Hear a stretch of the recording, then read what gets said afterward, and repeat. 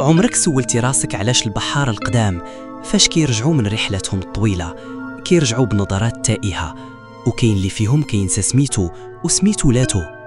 كيقولوا باللي البحر غدار، ولكن الحقيقة هي أن الشطآن المهجورة فيها أسرار ما كتبغيش اللي يقلب عليها.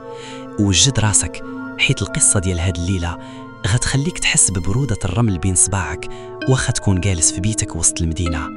غنحكيو على جواد، المهندس اللي كان كيسحب ليه باللي المسطرة والقلم يقدروا يحكموا كل شيء، حتى لقى راسو وجها لوجه مع لاله عيشة في صورة ما كتخطرش على البال. بدات الحكاية فاش جواد تكلف بمشروع بناء طريق ساحلية في منطقة الصويرة القديمة، بلاصة كيتعانق فيها الضباب مع الصخر.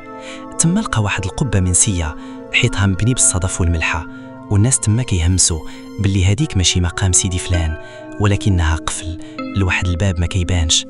جواد وبدافع العقلانية الزايدة أمر الجرافات باش يهدموا ديك القبة باش يدوز الطريق. وفي ديك اللحظة اللي طاح فيها الحجر الأول ريح غريبة هبت، ريحة المسك مخلطة مع الزفورية ديال الحوت الميت، والمنطقة كلها غرقات في صمت رهيد، حتى العصافير هربات. من تما بدات اللعنة. جواد بدا كيشوف مراه لابسة بياض ناصع ماشي وسط الشجر ولكن وسط السراب ديال الطريق الساحلية فاش كتكون الشمس حارقة.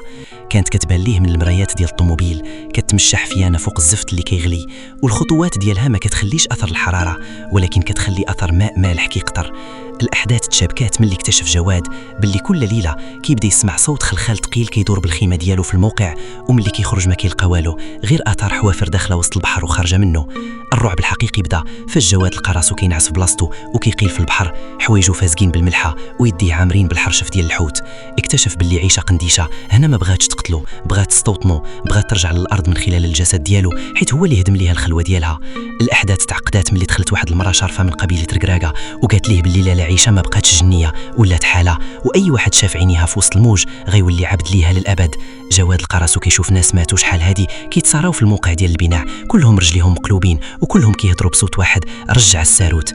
في ليلة النص من شعبان لقى جواد راسو واقف فوق صخرة عالية والموت طالع، والمرأة اللي بالبياض واقفة قدامه، وجهها كان كيتغير كل ثانية، مرة كيشوف فيه وجه امه، مرة وجه حبيبته اللي ماتت، ومرة وجه مسخ بجمال كيسحر العين ولكن كيقتل القلب. فاش قربات منه ما شماتش فيه ريحة الغابة، شم فيه ريحة المرجان والدم القديم، وقالت ليه بصوت كيشبه صوت الموج: الأرض اللي كتمشي عليها هي الجلد ديالي، والطريق اللي بنيتي هو الجرح اللي في صدري. جواد في ديك اللحظة فقد القدرة على النطق وبدا كيحس باللي رجليه كيتجمعوا ويقصحوا حتى ولاو حوافر صلبة، والجلد ديالو تحول لصدف قاصح. القصة ما كسالاتش بموت جواد ولكن باختفاء أي أثر ليه، والعمال كيعاودوا باللي كل ما كيكون الضباب في ديك الطريق كيشوفوا مهندس هاز مسطرة من العظم كيتمشى ببطء، وراه مراه فاتنة كتمشط شعرها بمشط من المرجان، وكل اللي كيقرب منهم كياكلوا البحر. واش عمركم سمعتوا باللي شي حد من عائلتكم سافر لشي بلاصة ساحلية ورجع مبدل، ما بقاش كيهضر بزاف وكيبقى يشوف غير في الأرض؟ واش كيسحب لكم عيشة قنديشة عندها غير صورة واحدة؟